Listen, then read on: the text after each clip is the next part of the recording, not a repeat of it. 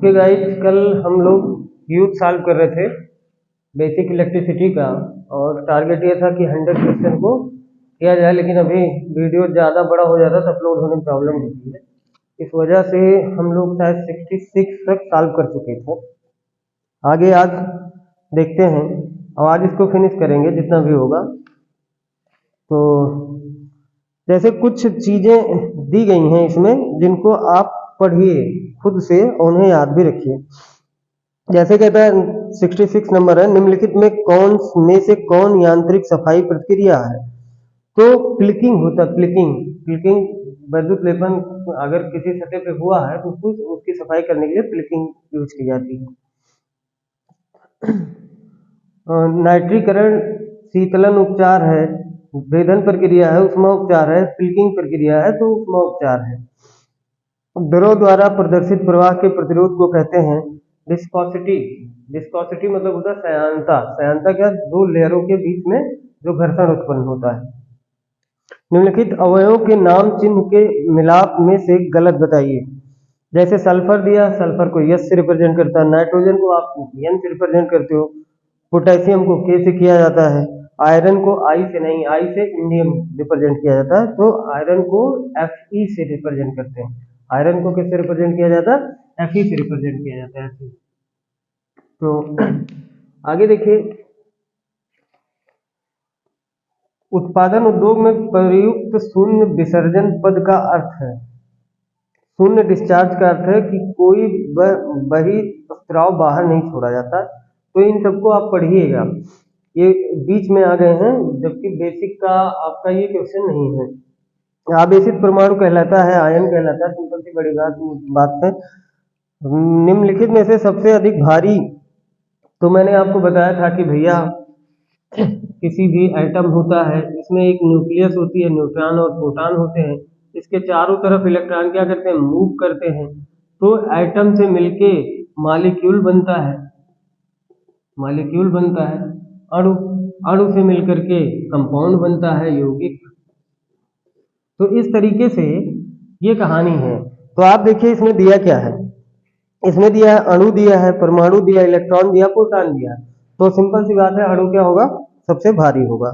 सामग्री जिसका प्रतिरोध गुणांक शून्य तापमान पर है, तो याद रखिएगा मैग्नीन। मैग्नीन एक धातु है जिसका टेम्परेचर कोफिशिएंट लगभग शून्य माना जाता है। इसका टेम्परेचर कोफिशिएंट होता है 0.004 प्रति अंश सेंटीग्रेड। इसका टेम्परेचर कोफिशिएंट 0.00004 प्रति अंश सेंटीग्रेड होता है। इसकी कहानियां भी थोड़ा सा सुन लीजिए।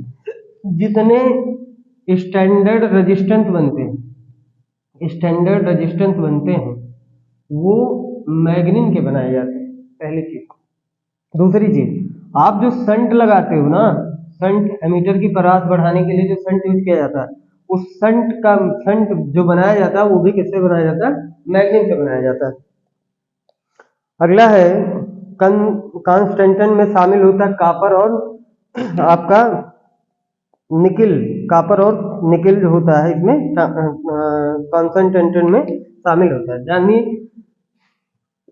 कॉन्स्टेंटेंट, इसमें 60% आपका कापर होता है, 60% कापर होता है और प्लस 40% आपकी निकिल होती है, याद रखिएगा। ठीक है। एक आदर्श धारा स्रोत में होना चाहिए, तो एक आदर्श धारा स्रोत का ध्यान से सुनिए, मैं इसको बता दूं, क्लेरिफाई भी कर दूं आपका। यहां से बहुत लोग गलत करते हैं।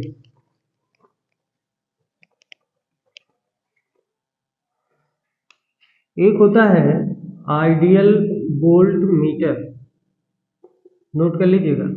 एक होता है आइडियल करंट मीटर, या आप कहिए एमीटर, आइडियल एमीटर।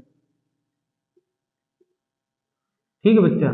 तो आइडियल वोल्ट मीटर का आंतरिक प्रतिरोध यानी इंटरनल रेजिस्टेंस ये 0 होता है, और आइडियल एमीटर का इंटरनल रेजिस्टेंस R इन इनफाइनाइट होता है। दोनों पॉइंट को बहुत कायदे से नोट करिएगा। अगली बात बताओ, अगर आपसे वोल्टेज सोर्स की बात करें, वोल्टेज सोर्स का रेजिस्टेंस, का इंटरनल रेजिस्टेंस, तो आप बताएंगे वेरी हाई, ठीक है, वेरी हाई। और यहीं अगर करंट सोर्स का बनाएंगे, करंट सोर्स का इंटरनल रेजिस्टेंस आर ई, तो इसे बताएंगे वेरी, ठीक है।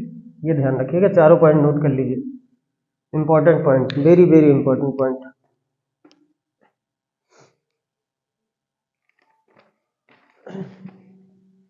अगला है ओम का नियम निम्न के बीच संबंध से जुड़ा होता है। ओम का नियम, तीन क्वांटिटी आती है, आप जानते हैं, वोल्टेज, करंट और रेजिस्टेंस। तो इसमें दे रखा है आवेश और प्रतिरोध, गलत। आवेश और क्षमता, गलत। धारा और वोल्टता, तो यही आपका सही हो जाएगा। अगला चौथा ऑप्शन दिया क्षमता और विभवांतर, तो धारा और वोल्टता से रिलेटेड होता है, जिनका रेशियो, वोल्टेज और करंट का रेशियो की बात करेंगे तो वो कांस्टेंट होता है। एक आदर्श धारा स्रोत का शून्य है, तो आंतरिक प्रतिरोध क्या होता है, शून्य होता है। आंतरिक, सॉरी, यहाँ ऑप्शन पढ़ लीजिए, इंटरनल कंडक्टेंस है, इंटरनल रेजिस्टेंस है, वोल्टेज ऑन लोड है।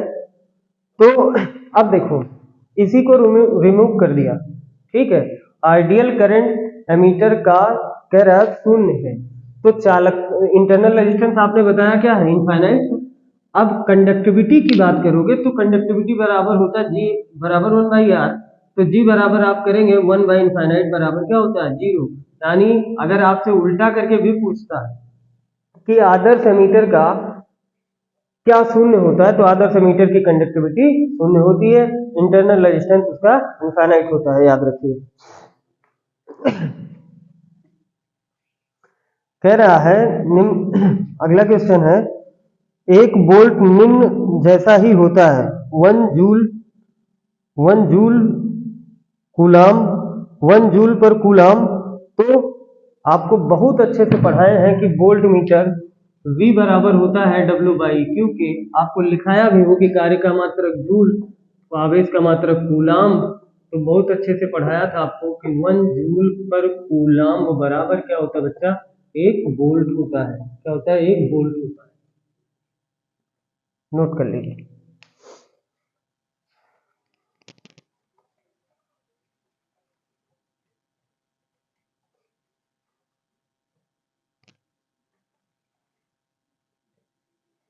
अगर आपको क्वांटिटी के बारे में पता है तो फार्मूले का रोटेशन आप आसानी से सीख जाएंगे।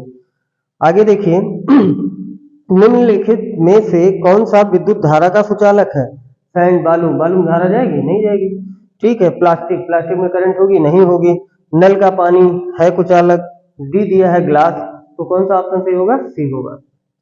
निम्नलिखित में से कौन सा सही है, ऑप्शन देखिएगा, निम्नलिखित में से कौन सा सही है। दे रखा है, ए ऑप्शन दिया है आपका milli ampere less than micro ampere. B दिया है आपको ampere less than micro ampere. C दिया है A ampere less than milli ampere. D दिया है micro ampere less than milli ampere. मैंने आपको सिखाया है कि 1 मिली एम्पियर बराबर 10⁻³ एम्पियर, 1 माइक्रो एम्पियर बराबर 10⁻6 एम्पियर, 1 एम्पियर तो 1 एम्पियर ही है। तो ये छोटे वाले हैं, बढ़ते वाले भी जान लीजिए। 1 किलो एम्पियर बराबर 1 10⁻³ एम्पियर, ठीक है। इससे ज्यादा करंट जल्दी मापी नहीं जाती है, तो ध्यान रखिए, मिली एम्पियर माइक्रो एम्पियर से छोटा होगा नहीं, तो ये क्या हो गया, गलत। एम्पियर माइक्रो एम्पियर से छोटा होगा नहीं, गलत। एम्पियर मिली एम्पियर से छोटा होगा नहीं, गलत। माइक्रो एम्पियर मिली एम्पियर से छोटा होगा, यहां से देख करके देखिए, तो ऑप्शन हमारा डी सही हो जाएगा। अब देखिए, कह रहा है 2 किलो ओम का मान कितना होता है, कल पढ़ाया था, 1 किलो ओम बराबर 1000 ओम, ठीक है। तो 2 किलो ओम बराबर 2000 ओम। कांच की छड़ को जब सिल्क के कपड़े से रगड़ा जाता है तो किस प्रकार की विद्युत पैदा होती है, स्थिर वैद्युतिकी पैदा होती है, याद रखिएगा, ठीक है। किसी बिंदु पर 20 वोल्ट विभव है, अनंत से इस बिंदु तक 0.5 का आवेश लाने में किया गया कार्य कितना होगा। तो ये अभी अभी फार्मूला आपको लिखे थे, V बराबर W/Q के। तो कह रहा है V कितना वोल्ट दिया रखा, V दे रखा है 20 वोल्ट, W आपको निकालना है, Q की वैल्यू दे रखा है 0.5 कूलम। क्रॉस मल्टीप्लाई करिए, W बराबर 20 यानी कितना हो जाएगा 10 जूल। कितना होगा 10 जूल। ठीक है, ऑप्शन बी दिया है, सही है। पावर की इकाई वाट होती है। धातु चालक में विद्युत धारा का प्रवाह निम्नलिखित प्रवाह के कारण होता है। आपको कल लिखाए थे धातु में, लिक्विड में, गैस में किसके किसके कारण धारा प्रवाह होता है, ये सारी चीजें लिखा दिया हूं। तो धातु में इलेक्ट्रॉन के द्वारा होता है। दो वैद्युत संपर्कों के बीच स्पार्किंग घटाने के लिए निम्नलिखित को निर्दिष्ट मतलब उसके अंदर इंसर्ट किया जाता है। तो संपर्कों के साथ समांतर में कैपेसिटर, प्रत्येक संपर्क के साथ श्रेणी में कैपेसिटर, लाइन में प्रतिरोध, इनमें से कोई नहीं। पहली चीज, ये स्पार्किंग होती क्यों है? अगर आपसे पूछे कि स्पार्किंग क्यों होती है,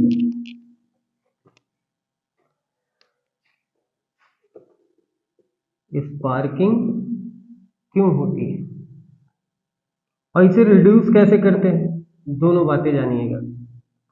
ठीक है, तो अगर स्पार्किंग हो रही है तो स्पार्किंग का जो मेन कारण होता है, काज जो है, वो ड्यू टू इंडक्टर है। ड्यू टू इंडक्टर यानी प्रेरकत्व के कारण ही क्या होती है, स्पार्किंग होती है। ठीक है, और इनको कैसे रिड्यूस करते हैं, तो दोनों कॉन्टैक्ट के समांतर में एक कैपेसिटर इंसर्ट कर दिया जाता है। ठीक है, दोनों के समांतर, दोनों संपर्कों के समांतर में एक कैपेसिटर को जोड़ दिया जाता है, याद रखिएगा। ठीक है, स्पार्किंग क्यों होती है, तो ये बताएंगे आप, ड्यू टू इंडक्टर यानी प्रेरकत्व के कारण स्पार्किंग होती है। इसे कम कैसे किया जा सकता है, तो आप बताओगे कि सर दोनों संपर्कों के समांतर क्रम में एक कैपेसिटर को जोड़ दीजिए। ठीक है, आगे देखिएगा, एसी परिपथ में धारा की दिशा चाहे एसी हो चाहे डीसी हो, पॉजिटिव टू नेगेटिव ही होती है। पल पल में, अच्छा ऑप्शन पूरा सुन लीजिए भैया, पॉजिटिव से नेगेटिव की ओर होती है, हमेशा एक दिशा में होती है, पल पल में बदलती रहती है, कुछ मतलब के लिए कुछ कहा नहीं जा सकता। तो एसी जो होती है ये ऐसे अल्टरनेटिव, ठीक है, तो ऐसे पल होती है, मतलब पल पल इनका मैग्नीट्यूड बदलता रहता है। पूछने के तरीके पे है, फिलहाल चाहे वो एसी हो चाहे डीसी हो, वो हमेशा पॉजिटिव टर्मिनल से नेगेटिव टर्मिनल की तरफ फ्लो होती है। कह रहा है 230 वोल्ट शक्ति लाइन में 3 बल्ब समांतर में जुड़े हैं, यदि एक बल्ब जल गया हो तो, ऑप्शन सुन लीजिए पहले। बल्ब पे हम बहुत बढ़िया आपको क्वेश्चन देंगे, जितने टाइप के बल्ब पे क्वेश्चन बनते हैं, बस इसी के जस्ट बाद देखिए, देर बिल कह रहा मुख्य लाइन में ज्यादा धारा होगी, अन्य 2 बल्ब प्रकाशित नहीं होंगे, गलत है। सभी 3 बल्ब प्रकाशित नहीं होंगे, ठीक है, अन्य 2 बल्ब प्रकाशित होंगे। तो थोड़ा सा यहाँ क्वेश्चन के अकॉर्डिंग ही बता के चल रहे हैं आपको। देखिए, जैसे एक बल्ब ये लगा, एक बल्ब ये लगा, एक बल्ब आपका ये लगा, तीनों समांतर में जुड़े, ठीक है, इस तरीके से। तो एक बल्ब अगर खराब हो जाता है तो इन दोनों बल्ब पे कोई प्रभाव नहीं पड़ेगा, चाहे जितने बल्ब लगे हो। अगर एक खराब हो जाएगा तो वो जो खराब है वही नहीं जलेगा, बाकी सारे जलते रहेंगे। लेकिन अगर यही प्रक्रिया सीरीज में हो जाए, ये अगर इस तरीके जुड़े हो, तो चाहे एक कहीं का भी एक बल्ब अगर खराब हुआ तो कोई बल्ब नहीं जलेगा, लेकिन समांतर में जलेगा। ठीक, तो याद रखिएगा, बाकी बल्ब पे हम बहुत सारे क्वेश्चन आपको सिखाएंगे। यदि एक चालक में 120 का कूलाम का आवेश 60 सेकंड के लिए प्रवाहित होता तो चालक में धारा, कुछ करना नहीं बच्चा, I बराबर Q/T, फार्मूला लगाओ। Q की वैल्यू कितनी दे रखा, 120 कूलाम, कितने सेकंड तक, 60 सेकंड तक, 2 एम्पीयर की धारा आ गई, आंसर हो गया।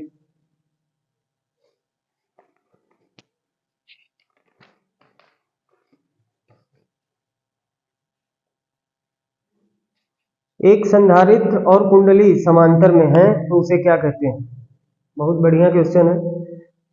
सुनिएगा, एक संधारित्र और कुंडली समांतर में है तो उसे क्या कहते हैं? Twin circuit. ठीक है, याद करो जब हम अभी तो आपको ऑनलाइन नहीं पढ़ाया लेकिन ऑफलाइन मैंने आपको पढ़ाया। ठीक है, तो ट्यून्ड सर्किट कैसे बनती है? एक इंडक्टर लगाते हैं, एक कैपेसिटर लगाते हैं। ठीक है, किसी को वेरिएबल बना दीजिए, आपकी ट्यून्ड सर्किट हो जाती है। तो ये आपका हो गया क्या? Tuned circuit. पहला ऑप्शन ही होना चाहिए, कहाँ है, कौन सा था? हाँ, पहला ऑप्शन। ठीक है, अगला दिया है प्रतिरोधक में स्वर्ण रंग का कोड सहायता से सूचित किया जाता है। तो याद रखिएगा, टॉलरेंस होता है। अगर गोल्ड है तो ±5% का टॉलरेंस होता है, अगर सिल्वर है तो उसके लिए ±10% का टॉलरेंस होता है। ये याद रख लीजिए, बाकी कलर कोडिंग पढ़ाऊंगा। हो गया, चले।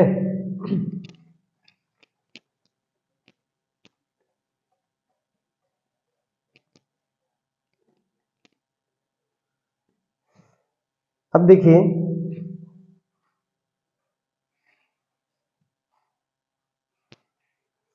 बाकी ये कलर कोड का क्वेश्चन है, कलर कोड हम आपको पढ़ा दें तब क्वेश्चन सॉल्व करिएगा। निम्नलिखित में से अधिक हल्का कण कौन सा है? Proton, atom, neutron, electron. तो इलेक्ट्रॉन सबसे हल्का होता है।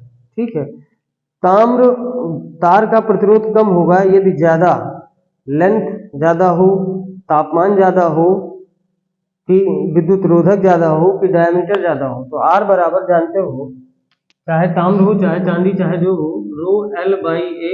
इसका ए ज्यादा रहेगा उसका रेजिस्टेंस कम होगा। ठीक है, तो डी ऑप्शन सही हो जाएगा। निम्नलिखित परिपथ में और ए और बी के बीच विभवांतर ज्ञात करिए। ए और बी के बीच विभवांतर ज्ञात करिए। देखो भैया,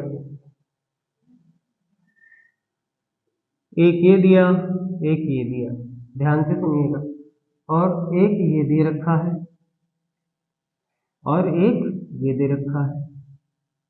ठीक है, इस तरीके से आपका सर्किट है। यहाँ ए दे रखा है, यहाँ पे बी दे रखा है। तो कह रहा है कि 10 वोल्ट है सर, 10 वोल्ट। ठीक है, ये 6 वोल्ट है और ये भी 6 वोल्ट है। तो कह रहा है ए और बी के बीच, यानी इसके और इसके बीच में कितना विभवांतर होगा, जरा बताइएगा। आप लोग भी दिमाग लगाओ थोड़ा सा।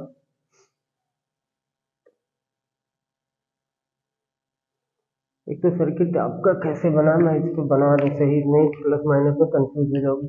ये प्लस है और ये माइनस, ये प्लस ये शायद माइनस। ठीक है, हाँ ठीक, और ये दे रखा है, ये है माइनस, ये है प्लस 6 वोल्ट, और ये दे रखा है प्लस, और ये दे रखा है माइनस 6 वोल्ट। ठीक, लगाइए।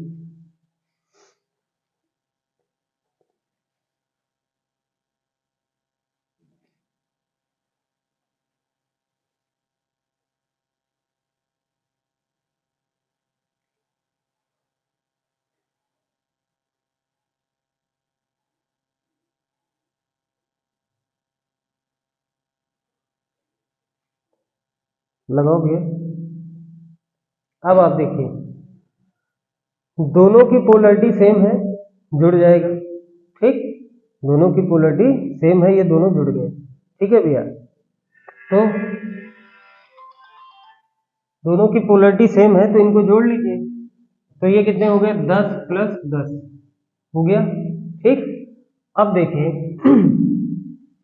इस लूप में आओ जरा, इस लूप में। ठीक, जैसे किरचॉफ का नियम लगाते, अभी पढ़ाया नहीं हूँ, बताऊंगा। सिंपल सा सुनिए, इस लूप में आएंगे, पॉजिटिव पहले मिला, पॉजिटिव यहाँ भी पहले मिला। अगर ये एक बार इस पूरे लूप में निकालिए, फिर इस एक लूप का निकाल लीजिए, तो देखिए इसकी पोलरिटी क्या है? अपोजिट है। ठीक है, तो 10 + 10 - 6, इसकी पोलरिटी क्या है? अपोजिट है ना। ठीक, तो क्या हो जाएगा? 10 + 10 - 6, या ऐसे भी चलिए फिलहाल इसको नोट करिए, 14 वोल्ट और एक तरीका देखिए, लगाइए।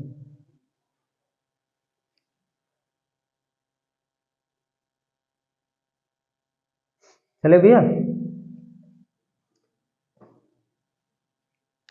अब एक तरीके से और समझा रहा हूं। जैसे अगर हम यहाँ पे आए तो करंट यहाँ जा रही है, यहाँ जा रही है, ठीक है, ध्यान से, तो बहुत टफ नहीं है, परेशान मत होना। अगर यहाँ से कोई करंट निकली है, या इधर से ऐसे भी देख सकते हो क्योंकि पॉजिटिव सप्लाई इधर दे रखा, तो यहाँ अगर मान लीजिए करंट आ रही है, ठीक, तो एक इधर जा रही है और दूसरी इधर जा रही है, तो ये दोनों ब्रांचेस कैसे हो गई? पैरेलल में हो गई ना, समांतर में हो गई। तो यानी इसमें भी 6 वोल्ट है, इसमें भी 6 वोल्ट है। लेकिन अब यहाँ आए तो ये दोनों किसमें है? सीरीज में, तो ये दोनों जुड़ गए 10 + 10, और इनकी पोलरिटी क्या है? अपोजिट है, इसलिए 6 घट गया और आपको क्या मिल गया? 14 वोल्ट मिल गया। इसको ऐसे भी अगर करना चाहो तो इसको इस तरीके से भी लगा सकते हो, देखो ए ऐसे। अब बात समझ में आ गई होगी कायदे से। ये दोनों किसमें है? पैरेलल में, इनकी वोल्टता सेम हो गई, इनसे हमारा कोई मतलब है नहीं, फिर इतने कोई सॉल्व करते। तो ये इनकी पोलरिटी सेम है, इनकी अपोजिट है, घट गया। कितना आ गया? 14 वोल्ट आ गया। हटा दें।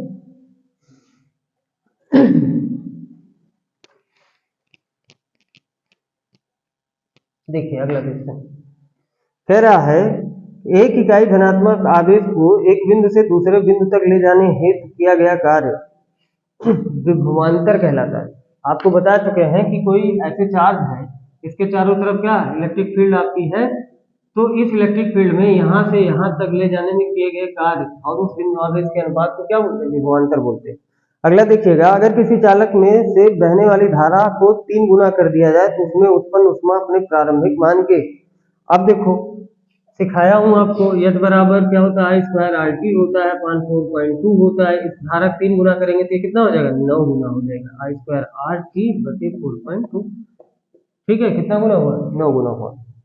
आगे देखिए, 1 सेकंड में 1 एम्पियर की धारा प्रवाहित करने वाली तार से बहने वाले इलेक्ट्रॉनों की संख्या 20 बार बताया हूं भैया, 6.25 गुणे 10 की घाते क्या 18 इलेक्ट्रॉन अगर 1 सेकंड में बह जाते हैं किसी परिपथ में, तो चालक में बहने वाली धारा का मान कितना होगा? 1 एम्पियर होगा।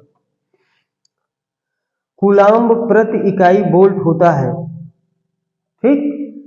तो आगे का है C बराबर Q/V भी होता है। जब ऐसे दे दिया जाए तो ऐसे सुन लो, कूलाम्ब यहाँ लिखा था, यहाँ वोल्ट लिखा है, तो इसका मतलब हो गया यहाँ C होगा और यहाँ पे V होगा, सॉरी यहाँ पे Q होगा और यहाँ पे V होगा, तो Q/V बराबर क्या आता है? C, यानी क्या? कैपेसिटेंस या धारिता। अगला दिया है, एक नोड पर पहुंचने वाली धारा का कुल मान 13 एम्पियर है। अगर नोड से धारा समान प्रतिरोध वाले दो भाग, एक नोड पर पहुंचने वाली धारा का कुल मान 13 एम्पियर है। अगर नोड से धारा समान प्रतिरोध वाली 2 तारों में विभाजित होगी तो कितना कितना जाएगी? तो 6.5।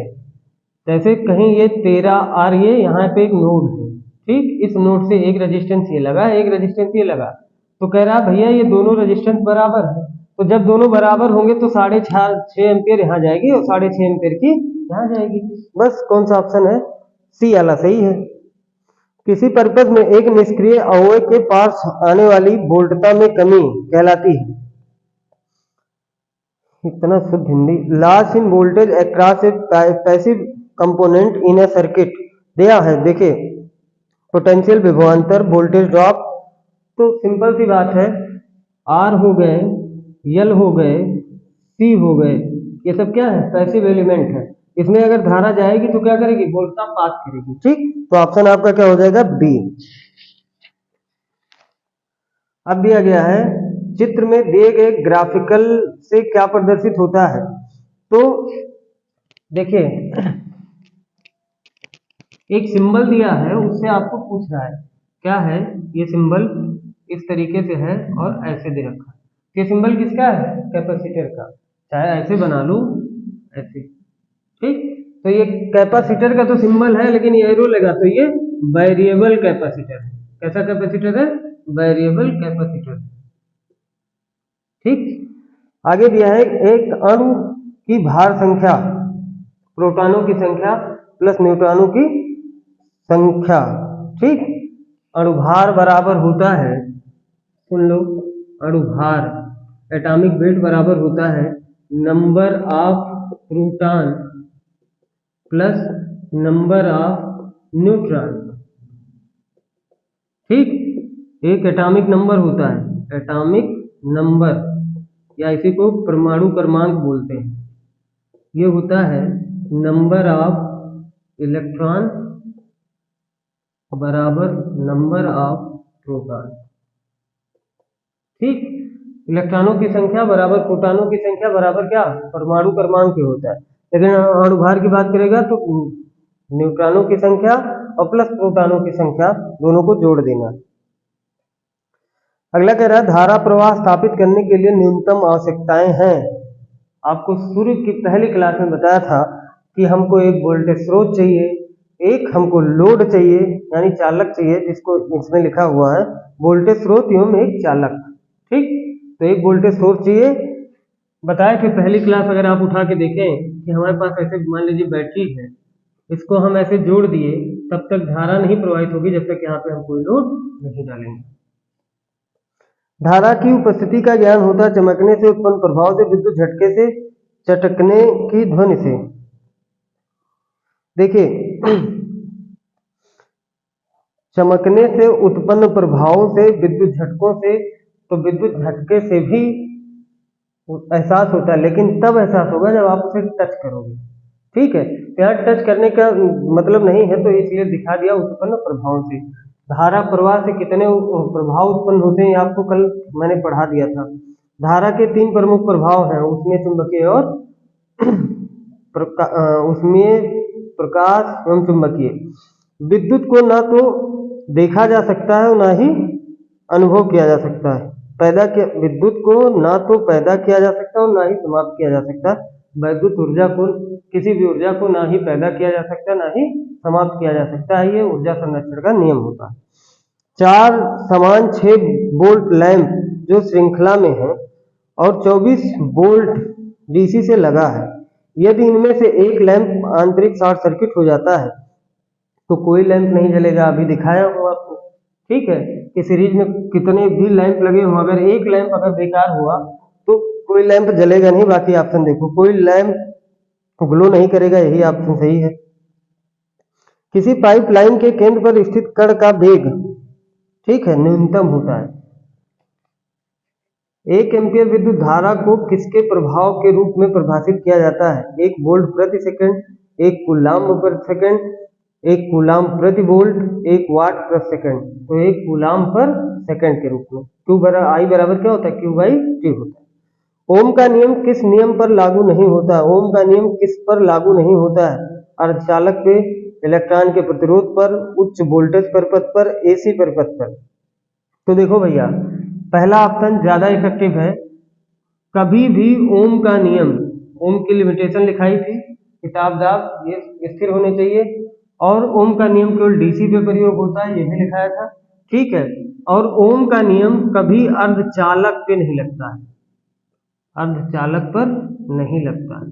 ठीक है, ये वेरी इंपॉर्टेंट है, नोट कर लेना। अगला कह रहा है 1 मिलीवाट शक्ति, 1 मिलीवाट शक्ति किसके बराबर है? 1 मिलीवाट तो आप जानते हैं 10 की घाते -3, या इसी को लिख दें 1/1000 वाट। ठीक, कौन सी आकृति में वोल्टेज और विद्युत धारा के बीच, मैं ये क्वेश्चन पहले वीडियो में करवाया हूं, देखो आपके यहाँ यूपीआरबीएनएल TG2 2016 में आया भी। देखिए, ये देखो भैया, ये V ले लिया और इधर I ले लिया, ये दिया। फिर दूसरा ऑप्शन में दिया आपको, ये दिया। फिर तीसरे ऑप्शन में, आप पहला वीडियो देखिए, मैं आपको सिखाया हूँ जिस दिन ओम का नियम दूसरे में था शायद, ये है, फिर ये दे दिया। तो ओम का नियम कौन सा सही है? डी वाला सही। ठीक, क्योंकि वोल्टेज और करंट का रेशियो जो होता है वो कांस्टेंट होता है। अगला है 1 वोल्ट के बराबर होता है 1 जूल प्रति कूलाम्ब के, सी ऑप्शन सही है, अभी अभी जस्ट पढ़ाया हूँ। विद्युत आवेश की इकाई कूलाम्ब होती है, ये जानते हो। आकाश में किनके बीच आवेश के प्रवाह के कारण बिजली चमकती है? तो दो विपरीत आवेश जब होते हैं आपस में टकराते हैं तो उनके कॉलिजन से एक प्रकाश उत्पन्न होता है जो आपको दिखाई देता है। ठीक है,